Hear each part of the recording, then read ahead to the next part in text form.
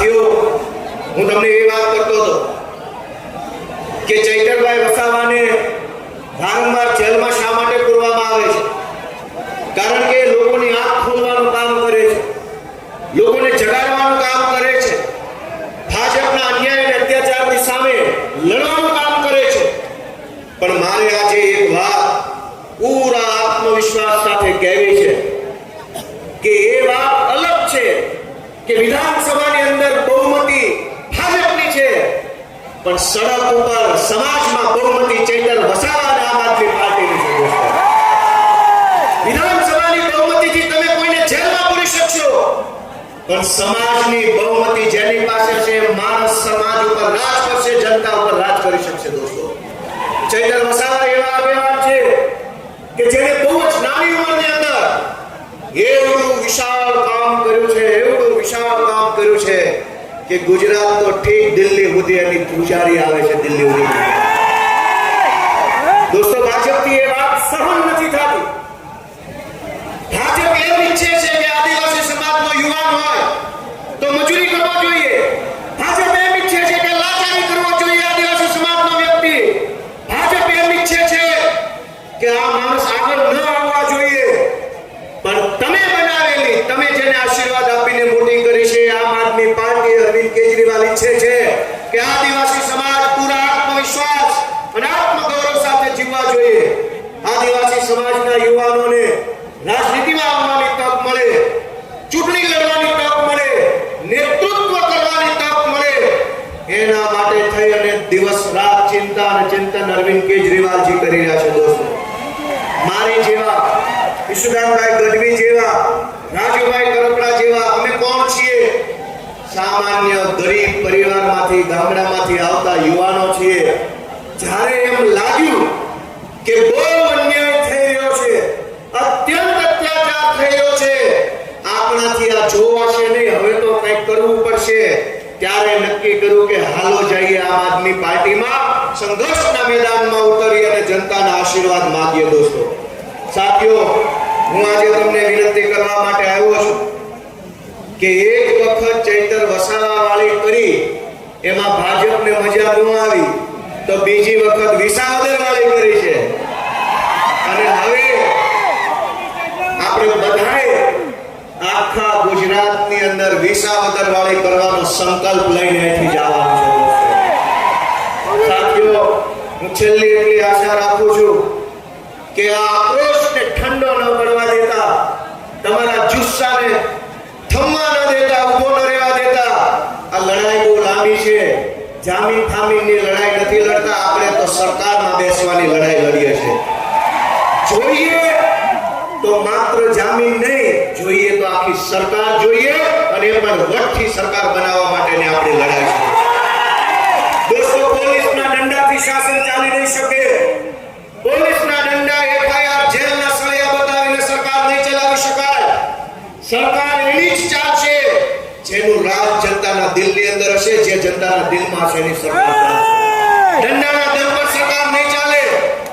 અને દંડા બતાવીને સરકાર ચલાવવા નીકળેલા લોકોને એક જ વિનંતી કરવાની છે કે દંડાના ડરથી જો અમારા બાપ દાદા બીગ્યા હોત, બિરસા મુંડા બીગ્યા હોત, સરદાર પટેલ બીગ્યા હોત, તો આ દેશમાં આઝાદી ન આવી હોત.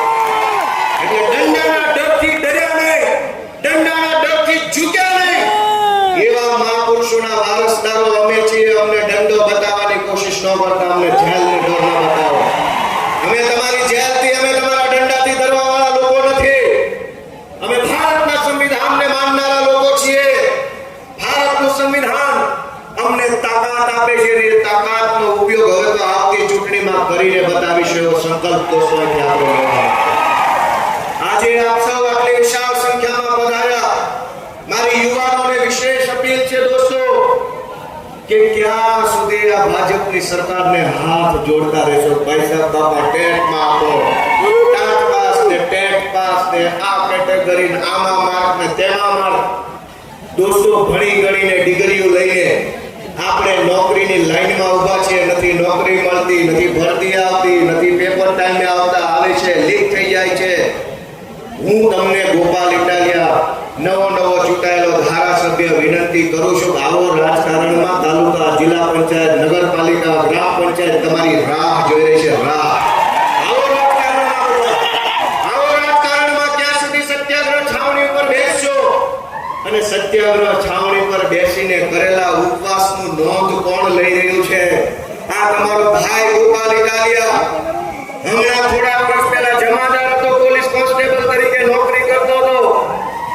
એવા મોટા 8 પાસ ને 9 પાસ ને 10 પાસ ને કદાવર નેતન સલામો મારતો હતો તમારો ભાઈ. પછી નિર્ણય કર્યો કે 8 પાસ ને સલામ મારવા કરતા હું એ જગ્યાએ હોઉં તો કેવો રૂપાળો લાગુ. મેં નિર્ણય કર્યો કે નથી કરવી આ નોકરી. હાલો રાજકારણમાં. અરવિંદ કેજરીવાલજીનો સાથ માંગ્યો, એમણે સાથ આપ્યો. આજે તમારી વચ્ચે વિસાવદરના આશીર્વાદથી ધારાસભ્ય તરીકે ઉભા છે. હું તમને બધાને વિનંતી કરું છું કે નથી કરવી નોકરી. હટાવો 8 પાસ ને બેસો એ ખુરશી પર. તમને પણ ડોક્ટર બાબા સાહેબે અધિકાર આપેલો છે દોસ્તો. ક્યાં સુધી લાચારી કરીશું? આવો રાજનીતિમાં, આમ આદમી પાર્ટીમાં જોડાઓ, સંઘર્ષ કરો, કામ કરો. 1 વર્ષ નહીં તો 2 વર્ષ નહીં તો 4 વર્ષે તો તમારામાંથી અનેક જીવાનિયા કોઈ તાલુકા પંચાયતમાં, કોઈ જિલ્લા પંચાયતમાં, કોઈ નગરપાલિકામાં ચૂંટણી જીતીને જનતાની સેવા કરતા હશે. અઘરું જરાય નથી.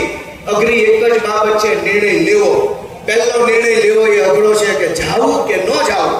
આ નિર્ણય લેવો અઘરો છે. એક વખત નિર્ણય લીધો કે લાચારી છોડી દઈશ, નિડરતા પકડી લઈશ અને આમ આદમી પાર્ટીમાં જોડાઈશ તો પછી કોઈ રોકી શકે એમ નથી દોસ્તો. મારી આપ સૌને વિનંતી છે કે ચૈતરભાઈ વસાવા જેવા આગેવાનનો સાથ છોડતા નહીં ભાઈઓ.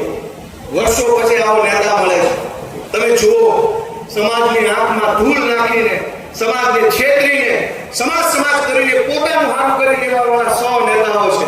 પણ સમાજ માટે 1 વાર નહીં, 2 વાર નહીં, 10 વખત જેલમાં જાય એવા કેટલા છે? અને આ ચૈતર વસાવા એકલા જેલમાં નથી હોતા. એમના 2 પત્નીઓ, એમના બાળકો પણ જેલ જેવી યાતના ઘરે બેસીને ભોગવતા હોય છે. જે માણસ જેલમાં જાય એકલો નથી જતો, એમનો પરિવાર પણ ભોગવતો હોય છે. કોના માટે?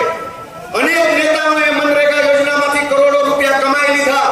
ચૈતર વસાવા ધારે તો એ પણ કરોડો રૂપિયા કમાઈ લે, પણ ચૈતર વસાવાએ કરોડો કમાવામાં નહીં, આદિવાસી સમાજનું ઉત્થાન કરવામાં પોતાનું જીવન યોગદાન કર્યું. એટલે આજે એને જેલમાં પૂરવામાં આવ્યા છે. મિત્રો, મારી બે હાથ જોડીને વિનંતી છે કે ટીવીમાં છાપામાં હું છપાય છે છોડો. ચૈતર વસાવા જેવો આગેવાન વર્ષો પછી આપણને મળ્યો છે.